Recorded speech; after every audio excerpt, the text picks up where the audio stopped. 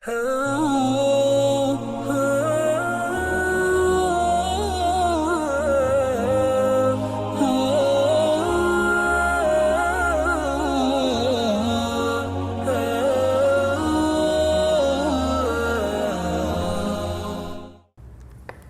pernah melakukan zina dan minuman keras. Bagaimana dengan amal ibadah yang saya lakukan saat ini, dan bagaimana dengan hukum Islam tentang rajam dan potong tangan dan lain-lain? Apakah saya masih bisa berharap surganya Allah? Mohon nasihatnya Ustaz.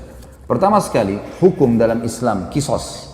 Potong tangan, dipenggal lehernya, potong tangan kalau mencuri, dipenggal kalau membunuh, dirajam kalau berzina. Ini berlaku bagi orang yang kepergok. Berlaku bagi orang yang kepergok.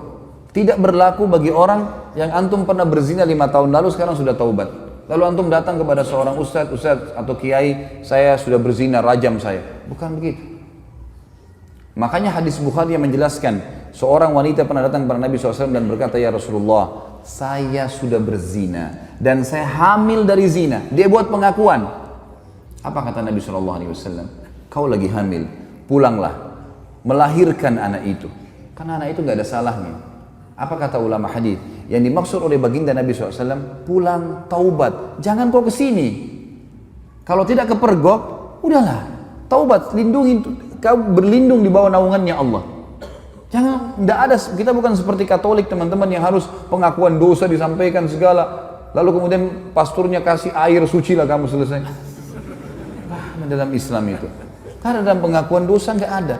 Antum tutupin dosa itu. Kata Nabi SAW dalam hadis Bukhari Muslim, orang yang paling buruk di sisi Allah adalah orang yang sudah Allah tutupi kesalahannya. Dia zina dari malam nih, Allah tutupi sampai pagi. Lalu dia sendiri yang mengekspos kesalahannya. Saya tadi malam, saya begini.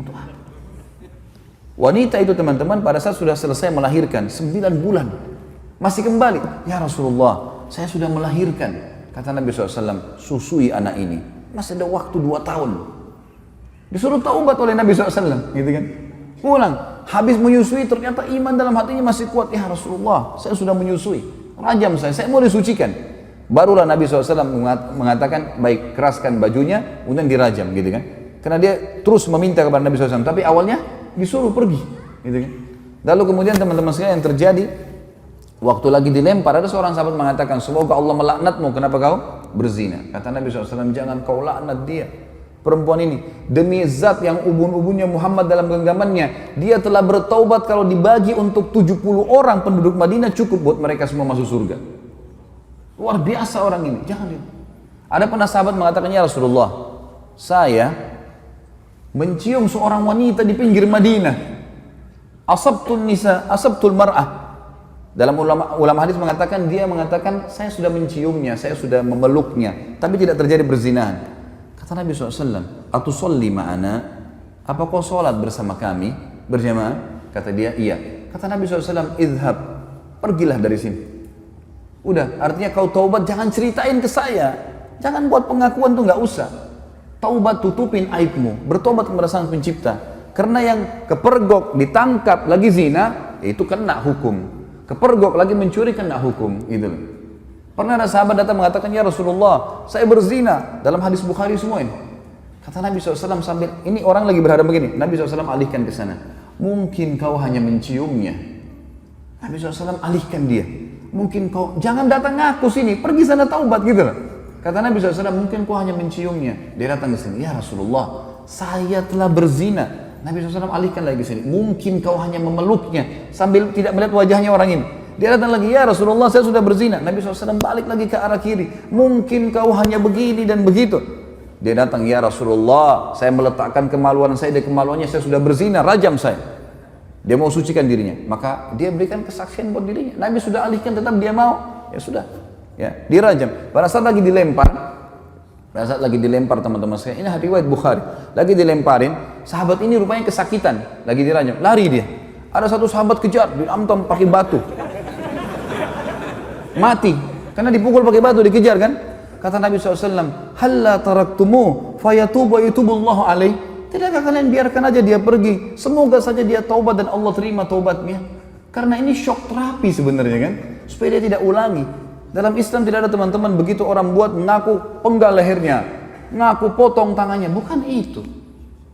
Ini memang Allah mengatakan a'udzubillahi walakum fil qisasi hayatun ya ulil albab. Dalam kisas itu ada kemakmuran hidup bagi orang-orang yang berakal, dan ini bagi orang yang seperti saya jelaskan tadi teman-teman yang kepergok. Kalau orang sudah taubat, antum melakukan dosa sudah taubat, sudah antara antum dengan Allah, jangan ceritakan. Dan ulama masuk dalam bab masalah menikah, tidak dibenarkan seorang laki-laki bertanya pada istrinya atau istri bertanya pada suaminya, sebelum nikah kau pernah berzina nggak?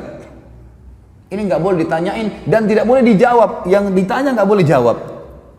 Untuk apa? Baik kalau dia bilang iya saya pernah zina, hah? Gimana? Untuk apa nanya? Sekarang depan mata saya ini istri saya, ini suami saya, selesai. Yang saya tahu zahirnya adalah orangnya baik, itu hukum kita. Jangan korek-korek yang kita tidak tahu, nggak usah. Nggak perlu. Nggak usah periksa-periksa HP, ngambil tugasnya malaikat. Lah iya, Allah titip malaikat kiri kanan nggak? Yakin nggak dengan itu? Apa fungsinya? Kiraman katibin kata Allah. Tugasnya nulis, ngontrol suami kita di mana, istri kita di mana, dia yang nulis. Dan tidak ada tidak ada yang luput dari penglihatan Allah SWT. Tidak ada dosa yang luput. Jangan repot-repot kita yang sibuk hubungi siapa, bicara sama siapa, habis umur untuk itu. Saya bilang sama istri saya nggak akan periksa HP-mu. Urusan kamu dengan Allah. Saya cuma ingatkan, tapi sesuatu yang salah depan mata saya luruskan. Dan saya tentram hidup dengan cara seperti itu. Gitu kan? Gak usah repot-repot, ada urusan sama Allah, kita selalu ingatkan kepada Allah SWT. Ini gak usah repot-repot, ini sekretaris dua ini luar biasa, gak tidur, gak capek. Ma yalfidhu min qaulin, kata Allah, tidak ada satu kalimat yang terlewat illa ladaihi raqibun atid, kecuali dirakib, dikontrol, diawasi, dicatat semua. Jadi nggak ada sesuatu yang membuat harusnya kita melampaui batas, teman-teman sekalian. Jadi seperti itulah hukum syar'i, ya. Dan yang menjatuhkan vonis hukuman qisas hanya pemerintah setempat. Saya tutup teman-teman sekalian dengan perkataan saya. Banyak orang-orang sekarang yang sering memvonis banyaknya, oh kalau hukum qisas tidak ada, pemerintah tidak terapkan, berarti masalah togut. Togut ini berarti yang disembah selain Allah. Teman-teman sekalian, wahai anak-anak muda muslim, tenangkan pikiran, masukkan iman dalam hati, jangan terbawa dengan arus fitnah yang terjadi. Main vonis pemerintah Indonesia ini kafir, pemerintah ini kafir, pemerintah ini kafir. Ya akhi, siapa kamu? Duduklah, ibadahlah kepada Allah, azan ke masjid, baca Quran, perbanyak ibadah, jaga mulut. Kata Nabi SAW, man kana yu'minu billahi wal akhir falyakul khairan aw liyasmut. Siapa yang mengaku beriman pada Allah dan akhir, dia cuma ucapkan yang baik, yang dia tahu dan dia tahu bermanfaat buat dia di akhirat, atau dia diam. Jangan ikut campur, nggak usah. Sekarang antum memvonis si fulan tidak benar, si fulan tidak benar. Dari mana ilmu antum tidak benar? Indonesia ini bukan negara Islam. Tapi teman-teman sekalian, berapa presiden kita? 5 atau 6 sebelumnya yang sampai sekarang Muslim atau bukan? Muslim. Salah satu syarat negara Islam pemimpinnya Muslim. Yang kedua, mayoritas masyarakat Muslim atau bukan? Nah, tinggal yang ketiga syaratnya, terterapkannya hukum Islam, kan gitu. Baik, pertanyaan di Indonesia, apakah hukum Islam sudah diterapkan? Hah? Sudah akhi, sebagian belum. Sekarang begini nanti, ini hukum Islam belum? Bukan duduk di majelis ilmu begini. Hah? Takmir masjid, hukum Islam bukan? Azan dikumandangkan, 5 waktu sholat dikumandangkan. Kalau kita Ramadan diiklanin nggak? Baik, kalau kita pergi haji, jemaah haji pergi nggak? Pemerintah buat nggak program haji? Puasa Ramadan, zakat, ada badan zakat nasional, kita bebas. Antum sekarang buat yayasan, kumpulin zakat, sedekahkan, buka rumah anak yatim, buka pesantren. Kita punya pengajian agama, antum nikah dengan cara Islam bukan? Baik, antum cerai, Islam. Ada majelis ulama enggak di Indonesia? Teman-teman sekalian, yang belum diterapkan di Indonesia apa? Pencuri potong tangan, ya? Orang berzina dirajam. Ini bagian daripada syariat, bagian, bukan totalitas syariat di situ. Harus kita tenangkan pikiran dan hati kita, teman-teman. Jangan terbawa cuma emosional dan ilmunya kurang, akhirnya kemana-mana nih, gitu kan? Ban mobil kita kalau bannya lagi kempes, tambah angin saja, jalan. Kita enggak, kempes, buang semua mobilnya. Lah iya, langsung main vonis. Teman-teman, manusia semua bisa berbuat salah, punya kekurangan, gitu kan? tetapi kita mendoakan. Yang saya lihat adalah kita di Saudi misal contoh ya, saya karena pernah tinggal di sana, saya melihat di setiap mimbar hari Jumat semua khatibnya pasti mendoakan agar pemimpin mereka dapat hidayah. Bayangkan kalau kita punya, saya dapat data teman-teman di Jakarta Selatan saja, kita punya 2.200 masjid dan musolla. 2.200 masjid dan musolla. Ini mungkin sejumlah dengan masjid di negara-negara muslim yang lain yang kecil. Ini baru Jakarta Selatan, kita punya 5 wilayah Jakarta. Ada pusat, ada barat, ada utara, ada timur, ada selatan. Ini kalau 2.000 aja setiap wilayah kita punya 10.000 masjid. Bagaimana kalau seluruh Indonesia? Bagaimana kalau semua orang ini, ya, kalau 10.000 masjid teman-teman berarti ada 10.000 khatib. Ya. Kalau kita punya misal seluruh Indonesia anggaplah 5.000, 100.000 masjid. Semuanya mendoakan, ya Allah berikan hidayah pemimpin kami. Ya Allah berikan mereka menerapkan Al-Quran dan Sunnah. Ya Allah.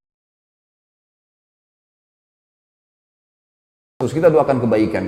Masa dari sekian ratus ribu orang mukmin berdoa tidak diterima sama Allah? Daripada kita main vonis, kita main salahkan, comot sana, ganti sini, vonis ini. Kehidupan apa ini gitu? Coba kembali kepada ilmu yang benar teman-teman. Sekali lagi saya mengajak anak muda muslim untuk tenangkan pikiran, jangan terbawa arus, tenangkan hati teman-teman, nuntut ilmu, perbanyak ibadah buat antum sendiri. Mati kalau datang kita nggak bisa lepas, nggak harus antum tua dulu baru meninggal dunia. Maka sibukkan pada hal-hal yang bermanfaat. Allahu alam. Ini tentu saja saya tutup teman-teman sekalian dengan kalimat saya bukan menggurui, saya tidak pernah menyebutkan nama orang, alhamdulillah di majelis saya tidak mau memvonis siapapun salah, tapi kita kembali kepada wahyu Allah subhanahu wa ta'ala sesuai dengan pemahaman para sahabat. Ini adalah hal yang paling tepat. Coba antum kembalikan kepada ini, maka hati kita akan tenang. Oh ternyata Ibnu Abbas, oh ternyata si fulan, oh ternyata si fulan. Ini yang insya Allah akan sudah cukup buat kita. Allahu a'lam. Mohon dimaafkan kalau ada salah tentunya. Dan juga kalau ada benar pasti dari Allah. Kita berdoa kepada Allah Sang Pencipta agar seluruh amal yang pernah kita kerjakan diterima olehnya dengan kemahamurahannya, dan semoga saja semua dosa yang pernah kita kerjakan dimaafkan dan diganti pahala. Juga sisa umur kita semoga diberkahi di harta, di keluarga, di umur, dan juga pekerjaan, serta puncaknya kita diberikan oleh Allah Sang Pencipta masuk surga tanpa hisab. Dan tentu kita berharap ya Allah surga Firdausmu yang maha luas dan juga yang maha sempurna. Ya Allah, kami mohon kepadamu agar Engkau menolong saudara-saudara kami di Palestina, di Syria, di Yaman, di Irak, di Myanmar, dimanapun mereka berada yang sedang tertindas. Ikhlaskan niat mereka, terima para syuhada mereka, muliakan Islam di tangan mereka dan tangan kami semua, serta partisipasikan kami bersama mereka di pahala baik dengan doa, dengan harta juga dengan jiwa kami. Dan semoga dengan kemahamurahan-Mu ya Allah yang kami yakin Engkau sedang melihat kami sekarang, dan juga malaikat-Mu sedang menghadiri majlis ilmu ini, agar Engkau menyatukan kami semua di surga Firdaus-Mu tanpa hisab, di mana Engkau satukan kami di majlis ilmu yang mulia ini. Tentu selanjutnya teman-teman sekalian kita berdoa, kita berharap agar Allah Subhanahu wa taala sekali lagi mengikhlaskan niat kita, menjadikan majelis ilmu ini sebagai ilmu yang bermanfaat. Dan saya memohon ampun bila ada sesuatu yang salah kepada Allah Sang Pencipta, dan juga untuk saudara kita semua yang hadir di sini, dan kedua orang tua kita dan seluruh muslimin dan muslimat, agar semuanya dimaafkan kesalahan-kesalahannya. Subhanakallahumma wa bihamdika asyhadu an la ilaha illallah astaghfirullah wa atubu ilaik. Wassalamualaikum warahmatullahi wabarakatuh.